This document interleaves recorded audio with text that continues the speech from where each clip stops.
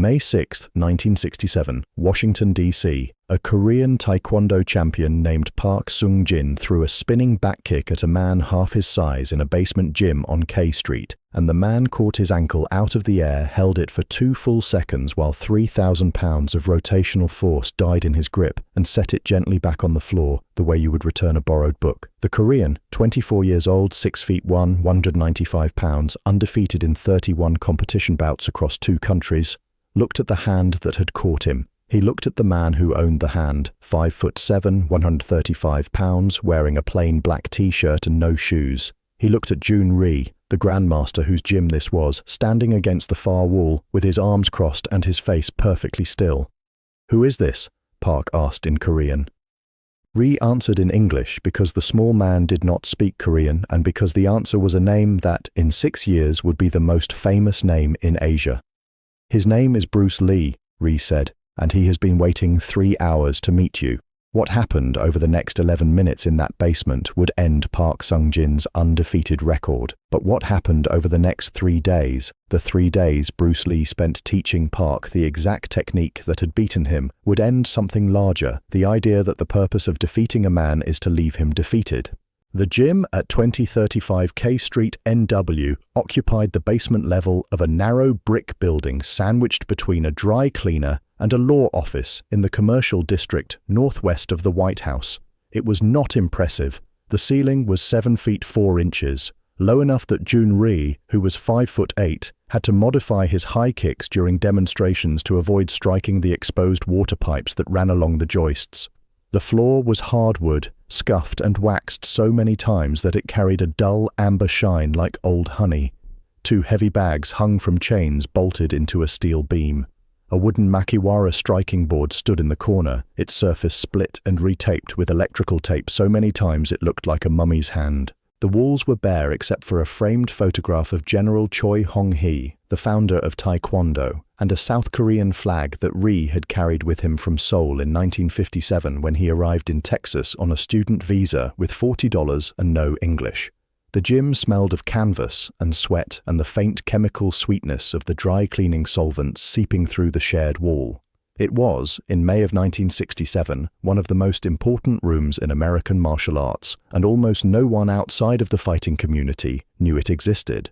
Jun Ri had opened the school on June 28, 1962, making it the first taekwondo school in Washington, D.C. By 1967, he was teaching over 200 students per week, congressional staffers, military officers from the Pentagon, college athletes from Georgetown and George Washington University, and a small, dedicated cohort of Korean immigrants who trained in the evening classes and for whom the gym was not recreation but culture, the only room in the American capital where their bodies could speak the language their mouths still struggled with. Park Sung-jin was one of these Koreans, but he was not an immigrant. He was a visitor. He had arrived in Washington on April 28, 1967, on a 3-month cultural exchange visa arranged by the Korean Taekwondo Association, which had sent him to train under Ri and to compete in American tournaments as a demonstration of Korean martial excellence. Park had been born in Busan in 1943, the second son of a fisherman who lost his boat during the Korean War and rebuilt it with wood salvaged from a bombed schoolhouse. At 13, Park had begun training at the Chungdo Kwan School under a teacher who had himself learned from General Choi. By 18, he was the junior national champion. By 20, the senior division. By 24, when he stepped off the plane at Dulles Airport carrying a canvas bag and a folder of tournament records, he had won 31 consecutive bouts, 23 by knockout, and had never been taken to a decision. His specialty was the Dwe Chagi, the spinning back kick, a technique that begins with the fighter turning his back to the opponent, rotating the hips, and delivering the heel of the rear foot in a trajectory that arrives from the opponent's blind side at approximately the speed of a fastball. Park's Dwe Chagi had been clocked by a Korean sports scientist at 47 miles per hour. It had broken ribs. It had ended careers. It was, in the closed ecosystem of Korean Taekwondo competition, considered unanswerable. Park trained at Ri's gym 5 days a week. He spoke limited English, enough to order food, give directions to a taxi driver, and say again to a sparring partner. He was quiet. He ate his meals alone at a Korean grocery on H Street that served japchae and rice from a steam table behind the counter. He called his mother in Busan every Sunday from a payphone on Connecticut Avenue, feeding quarters into the slot while she told him about the weather and the price of fish and the neighbor's daughter who was waiting for him to come home. He trained with absolute discipline, 2 hours of forms in the morning, 90 minutes of sparring in the afternoon, 30 minutes of conditioning at night. He did not drink. He did not go out. He existed in Washington, D.C. in the spring of 1967 as a body in service of a single purpose, to demonstrate on American soil that Korean taekwondo was the most effective striking art in the world. Bruce Lee had arrived in Washington on May 4th, 2 days before the encounter.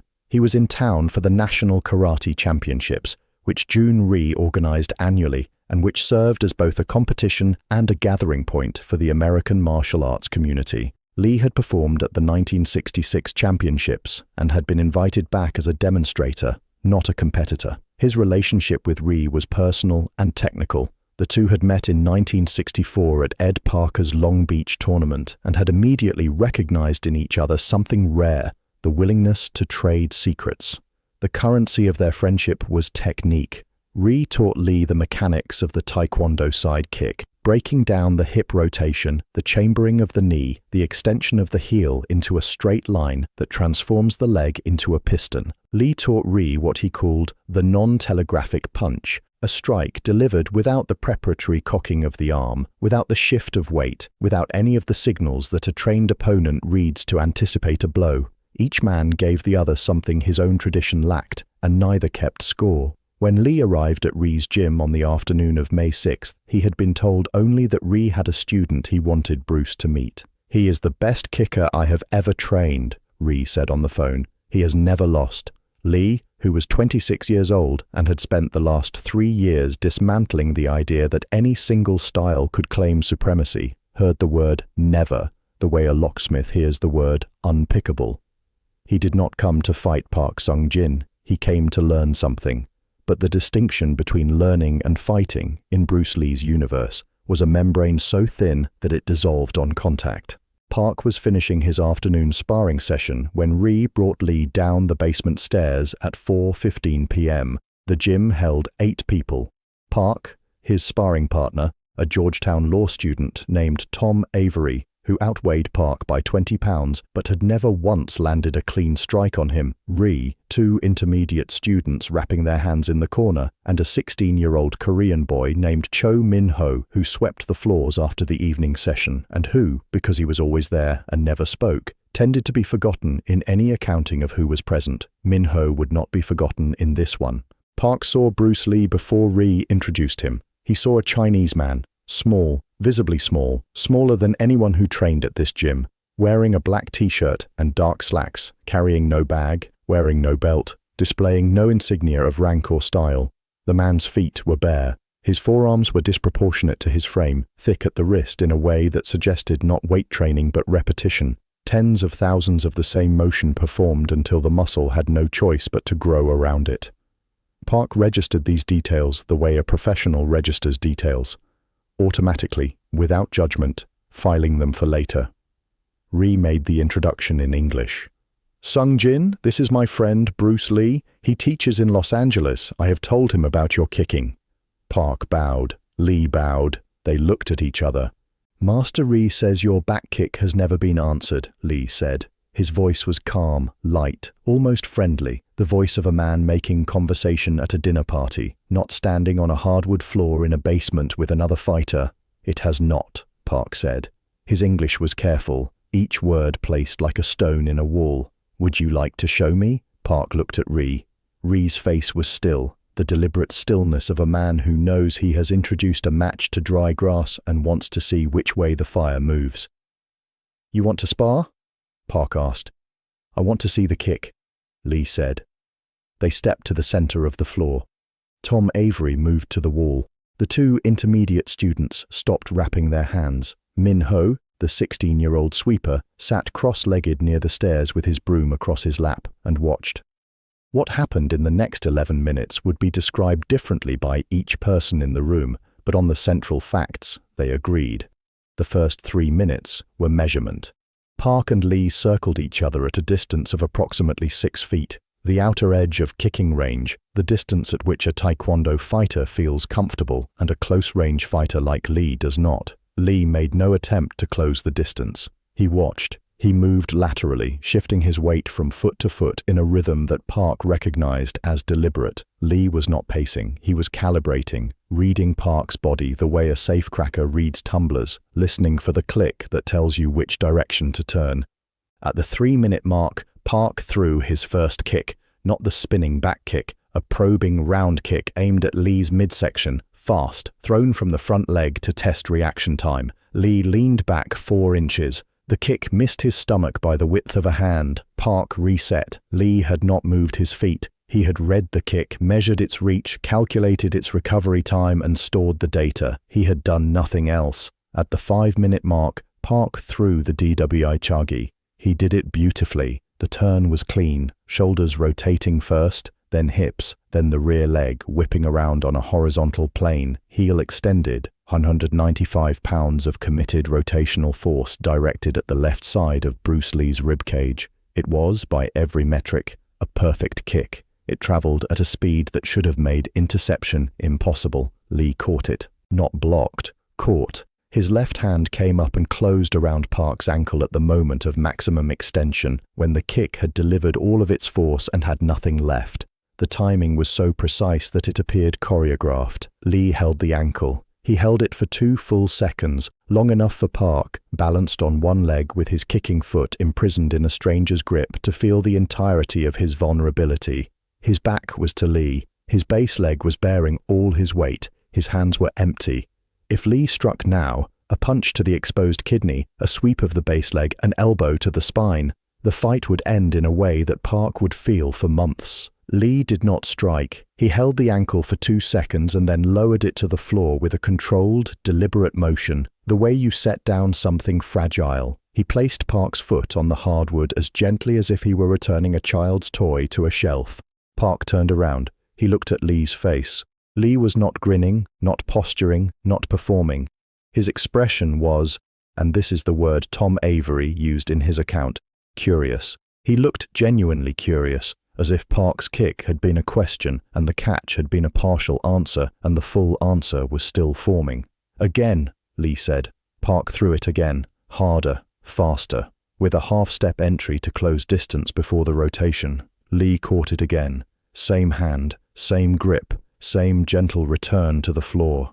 Again, Lee said. Park threw it a 3rd time. This time he feinted a round kick first, pulled it back, and spun. The feint should have disguised the entry. Lee caught it again. 3 for 3. 3 spinning back kicks from a man who had never had the technique answered in 31 fights, caught by a man who weighed 60 pounds less.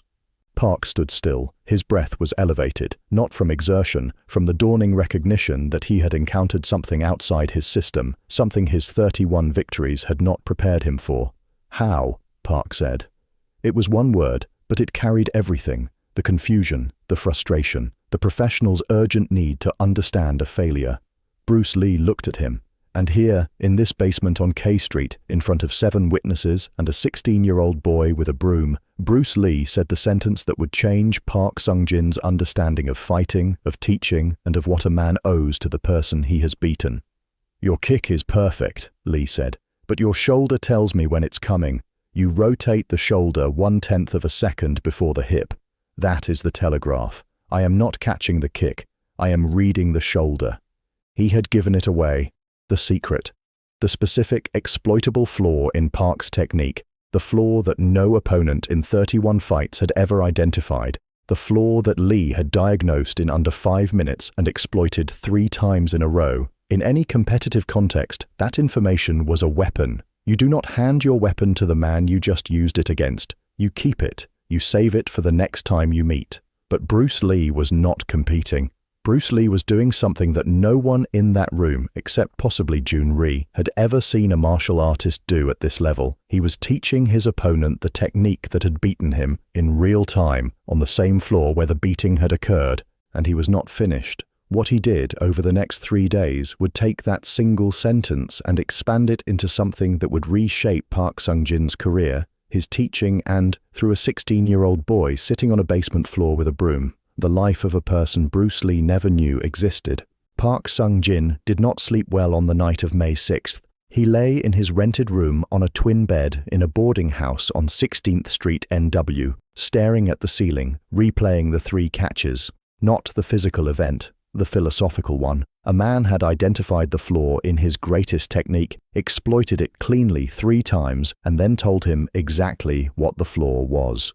In Park's training, in the Korean system, knowledge flowed in one direction, from master to student, from senior to junior, from winner to no. Knowledge did not flow from winner to loser. The winner kept what he knew. The loser went home and trained harder. The structure was vertical. You earned knowledge by climbing, not by being handed it from above. Lee had broken the structure. He had beaten Park and then, in the same breath, erased the hierarchy that the beating had created. You rotate the shoulder 1/10 of a second before the hip. It was not a taunt. It was a gift. It was the difference between a man who defeats you and walks away and a man who defeats you, sits down beside you, and shows you how to never be defeated that way again. The next morning, May 7th, Park arrived at the gym at 8 a.m. Lee was already there. He was standing in the center of the floor, barefoot, performing a drill that Park had never seen. A series of punches thrown from a neutral stance with no preparatory motion, no wind-up, no shift of weight. The punches appeared to materialize from stillness, as if Lee's fists were operating independently of his body. It was, Park realized, the non-telegraphic punch, the technique Lee had taught Lee, the mirror image of the telegraph problem Lee had just diagnosed in Park's kick. Lee was not showing off. He was demonstrating a principle, the elimination of the signal. "You're here early," Lee said without turning around. "I could not sleep," Park said. Lee stopped punching. He turned. He looked at Park the way he had looked at him the night before, with that quality of authentic curiosity, as if Park were a problem he had not finished solving and was in no hurry to finish. "Do you want me to show you how to fix the shoulder?" Lee asked. Park hesitated. In the Korean system, accepting instruction from a man who had just beaten you was complicated.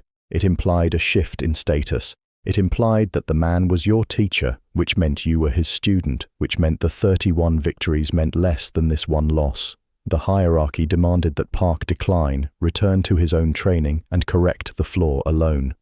"Yes," Park said. They worked for 4 hours. Lee broke the spinning back kick into 7 component stages and addressed each one separately. The first stage was the mental commitment, the moment before the turn when the brain sends the signal to the body, and the body, in the thousandth of a second before movement begins, broadcasts the signal through the shoulders, the eyes, the shift of weight on the lead foot. Lee showed Park how to initiate the rotation from the hip rather than the shoulder, collapsing the telegraph from 1/10 of a second to less than 1/50th, a margin so small that most fighters could not perceive it, let alone exploit it. The second stage was the entry. Lee showed Park how to disguise the distance-closing half-step by embedding it inside a lateral movement so that the forward motion was hidden inside what appeared to be a sideways drift.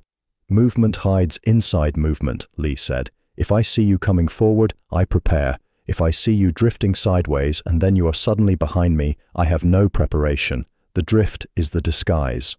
They worked through the 3rd, 4th, 5th, 6th, and 7th stages with the same granularity. Lee did not lecture. He demonstrated, asked Park to repeat, adjusted with his hands, physically repositioning Park's hip, his shoulder, his ankle, and then asked him to repeat again. He was patient in a way that surprised Tom Avery, who had dropped in to watch and who later said, "I had expected intensity. What I saw was gentleness." He corrected Park the way you would correct a child learning to write, not with disappointment, but with the understanding that the mistake is part of the letter. On the second day, May 8th, they shifted focus. Lee asked Park to throw the corrected kick at full speed, and then he tried to catch it. He could not. The shoulder telegraph was gone. The hip initiated the rotation cleanly, and without the advanced signal, Lee's timing window had collapsed from 2/10 of a second to less than 5/100ths. "There," Lee said, after failing to intercept the third kick. He was smiling, not the smile of a man performing modesty, but the smile of a man who has just watched a problem he created get solved by the person he gave the solution to. That is the kick you were always supposed to have. On the afternoon of the second day, something shifted. Park began asking Lee about the non-telegraphic punch, not as a student requesting instruction, but as a colleague offering exchange. He showed Lee a refinement to the side kick that Lee had not yet taught him, a subtle torque of the hip at the moment of impact that transferred an additional 15% of force into the target. Lee absorbed it immediately. Jun-ri, watching from the wall, said later that this was the moment the relationship changed, from teacher and student to something Ri had rarely seen between fighters, mutual construction, two men building something together that neither could build alone. On the third day, May 9th, they trained for 6 hours. Minho, the 16-year-old floor sweeper, was present for all of it.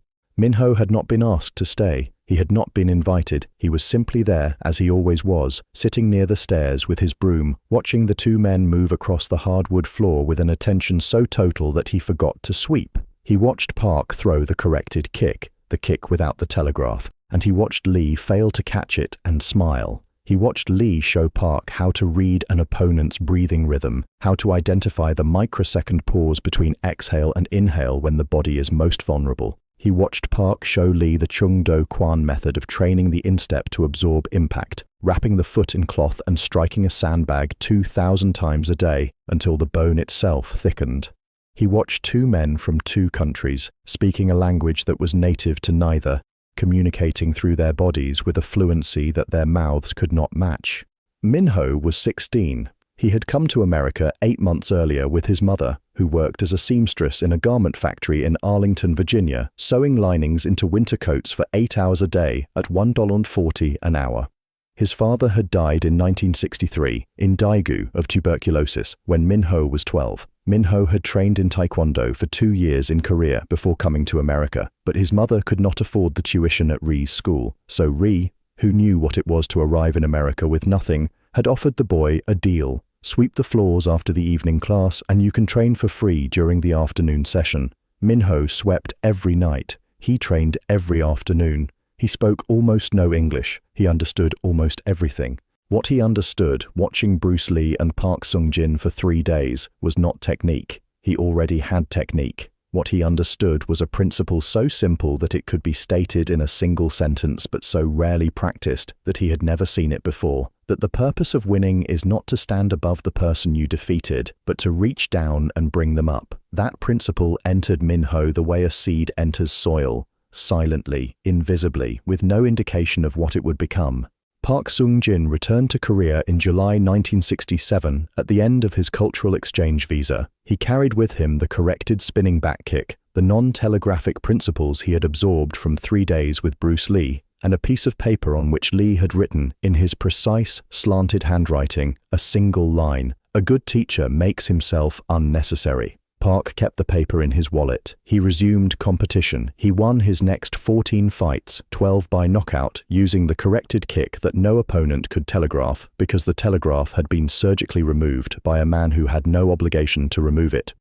In 1969, he retired from competition and opened a taekwondo school in Busan, 3 blocks from the harbor where his father had rebuilt his fishing boat. He taught for 34 years. He taught the corrected kick to every advanced student. And he told every student the same story. I was beaten by a man who was smaller than me, lighter than me, and who fought in a style I had never seen. And then he spent 3 days teaching me how to never be beaten that way again. The defeat made me a better fighter. The teaching made me a better man. Park never saw Bruce Lee again. He heard about the Big Boss. He heard about Fist of Fury. He heard about Enter the Dragon. He heard on July 20th, 1973, that Bruce Lee had died in Hong Kong at the age of 32.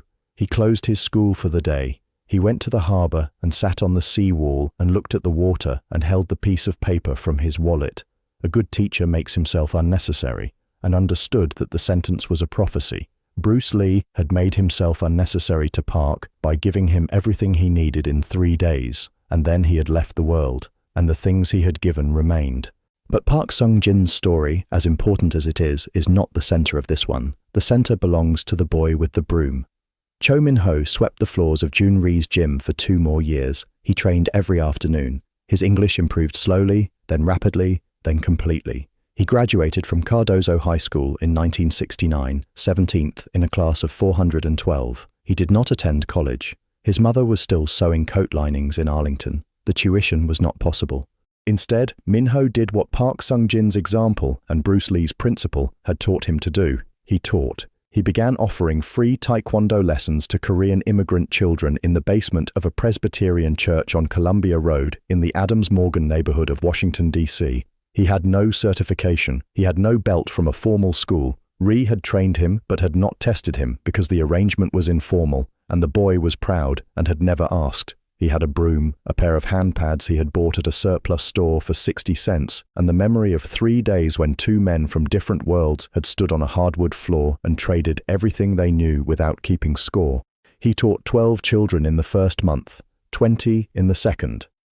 By the end of 1970, he was teaching 45 children 3 evenings a week in the church basement, and the pastor, a man named Reverend James Whitfield, who had no connection to martial arts, but who recognized that Min-ho was keeping teenage boys off the streets of Adams-Morgan, gave him a key and told him the basement was his. Min-ho did not charge tuition. He could not bring himself to charge the families because Ri had not charged him, and because the principle that had entered him like a seed, the purpose of winning is to bring the other person up, had, by 1970, grown into something structural, a belief that knowledge is not a commodity but a current, and that its value increases the more freely it flows. He taught for free for 3 years. He worked days as a stock clerk at a Safeway on Wisconsin Avenue. He sent money to his mother, who had moved back to Daegu in 1971 when her eyesight failed from the close work of sewing. He slept 5 hours a night. He lost weight. He was, by the accounts of the people who knew him, quietly exhausting himself. In 1973, the year Bruce Lee died, Min-ho's church program had grown to over 100 students. The pastor, Reverend Whitfield, applied for a community development grant from the D.C. government. The application was approved. The grant was $4,200, enough to buy mats for the basement floor, replace the hand pads, and pay Min-ho a stipend of $150 a month, which was the first money he had ever received for teaching. The program grew. By 1978, Min-ho had trained over 500 children. By 1985, he had opened his own school, a real school, with a storefront on 18th Street NW and a sign that read, in English and Korean, "Chose Martial Arts, First Class Free." The first class free policy was permanent and non-negotiable. Any child could walk in off the street and take one class without paying. If they came back, Min-ho would find a way. He always found a way. Scholarships, work trade, barter. One student's mother paid tuition in kimchi. Another's father repaired the school's furnace in exchange for 6 months of training. Min-ho did not care how the exchange was structured. He cared that the child was in the room. By 2002, Cho Min-ho had trained over 6,000 students across 35 years. 12 of those students went on to compete nationally. 3 competed internationally. 1, a girl named Yoon Soo-yeon, the daughter of a Korean grocery store owner on Georgia Avenue, won a bronze medal at the 2004 Athens Olympics in taekwondo. In the post-competition interview, a reporter asked Yoon who her first teacher had been. She said, "A man named Cho Min-ho. He taught in a church basement. He never charged me $1." Min-ho, watching the interview on a small television in the back office of his school, wept. He was 53 years old. He had not wept since his father died. In 2005, the Korean Taekwondo Association invited Cho Min-ho to Busan to receive an honorary recognition for his contribution to the development of Taekwondo in the United States. Min-ho, who had not been to Korea since he was 15, flew to Busan with his wife and his youngest student, a 9-year-old boy named David who had started at the school 8 months earlier and whose single mother could not afford the plane ticket until Min-ho paid for it himself, because that is what Min-ho did, because that is what the principle required. The ceremony was held at a convention center near the harbor. There were speeches, there were demonstrations. There was a formal dinner at which Min-ho was seated at the head table beside the president of the association and an elderly man in a dark suit who had been introduced as a retired master from a local school.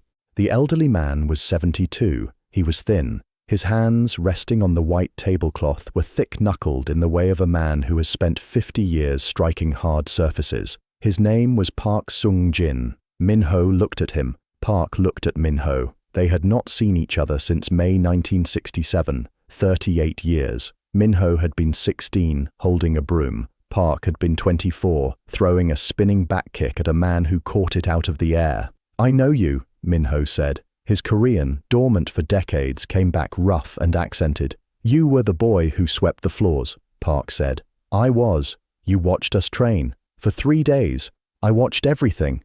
Park was quiet for a moment. Then he reached into the inside pocket of his suit jacket and removed a piece of paper. Folded so many times that its creases were white, the handwriting faded but still legible. He placed it on the tablecloth between them. A good teacher makes himself unnecessary. "He wrote this," Park said. "Bruce Lee. On the last day. He gave it to me before he left." Min-ho looked at the paper. He had never seen it before. He had not known it existed. But the sentence, the principle encoded in the sentence, was the architecture of his entire life. It was the reason he had taught for free in a church basement, the reason he had never charged a child who could not pay, the reason he had opened his school with the words "first class free" above the door. The principle had entered him on a basement floor in 1967, transmitted not through paper but through the act itself, the act of a man defeating another man and then spending 3 days teaching him how to never be defeated again. Min-ho had not needed the sentence. He had watched the sentence being lived. "I never met him," Min-ho said. "He never knew my name, but he changed everything." Park looked at him. "He changed everything for me too. The kick he fixed, I taught it to every student I ever had, thousands of students, and all of them learned it without the floor, because he removed the floor in 3 days on a floor in Washington. And all of my students," Min-ho said, "learned for free because he taught you for free. Because I watched him do it and understood that knowledge is not something you keep. It is something you pass." They sat at the head table in Busan, 2 old men who had been young men in a basement in Washington, D.C., connected by 3 days they had shared with a man who had been dead for 32 years, but whose principle, the principle that defeating someone obligates you to lift them, that teaching someone obligates you to make yourself unnecessary, that the purpose of power is not to accumulate but to transmit, was still alive, still operating, still moving through the world in the bodies and decisions of people Bruce Lee had never met and would never know. Min-ho reached across the tablecloth and placed his hand on top of the piece of paper. "May I hold it?" he asked. Park nodded. Min-ho picked it up. The paper was so old it was almost translucent at the folds. The ink was faded to a pale brown, but the handwriting was clear, slanted, precise, unhurried. The handwriting of a man who had time to give away everything he knew. A good teacher makes himself unnecessary. Min-ho held it for a long time. Then he placed it back on the tablecloth, gently, the way you would set down something fragile, the way Bruce Lee had set Park Sung-jin's ankle on the hardwood floor 38 years ago, with care, with intention, with the understanding that what you return to the world matters more than what you take from it. 9-year-old David, sitting 2 chairs away, asked Min-ho later that night what the paper said. Min-ho translated it into English. The boy thought about it. "So the best teacher is the one who teaches you so well you don't need them anymore?" David asked. "Yes," Min-ho said. "That's sad," the boy said. "No," Min-ho said. "That's the point." They flew home the next day. Min-ho taught class that evening, first class free. The door was open. A new student walked in, a 12-year-old girl who had seen the sign from the bus. She did not know about Bruce Lee, or Park Sung-jin, or the spinning back kick, or the 3 days on K Street, or the piece of paper, or the 16-year-old boy with the broom. She knew only that the sign said free, and the door was open, and a man inside was smiling and saying, "Welcome, let me show you how to stand." The chain continued. The chain continues.